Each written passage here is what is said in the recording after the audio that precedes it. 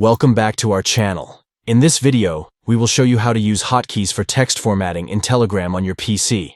Let's dive right in. Step 1. Open Telegram on your PC by launching the application or visiting the Telegram website. Step 2. Open a chat and enter your message.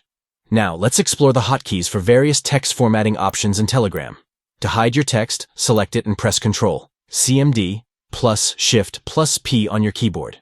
To make your Telegram text bold, select the text and press Ctrl, CMD, plus B.